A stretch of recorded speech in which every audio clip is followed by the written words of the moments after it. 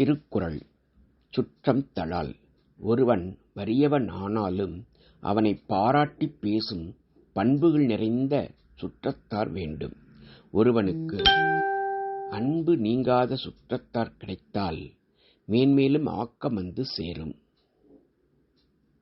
சுற்றத்தாரோடு மனம் கலந்து பழகும் தன்மை வேண்டும். அந்த தன்மை இல்லாதவருடைய வாழ்க்கை கரையில்லாத நீர் நிறைந்த குளத்தைப் போன்றது. சுற்றத்தாரோடு மனம் கலந்து பழகும் தன்மை வேண்டும். அதுவே ஒருவன் தான் பெற்ற செல்வத்தினால் பெற்ற பயனாகும். பொருள் கொடுக்கும் தன்மை, இனிய சொல் பேசும் தன்மை, இவை இரண்டும் பெற்ற ஒருவனை சுற்றம் தொடர்ந்து சூழ்ந்து வரும். பொருள் கொடுக்கும் தன்மை, சினம் கொள்ளாத தன்மை, இவை இரண்டும் பெற்ற ஒருவனை சுற்றம் தொடர்ந்து சூழ்ந்து வரும். காகம் தனக்கு கிடைத்ததை மறைத்து வைக்காமல் சுற்றத்தை கூவி அழைத்து உண்ணும். அத்தகைய குணமுடையவரிடமே ஆக்கம் வந்து சேரும்.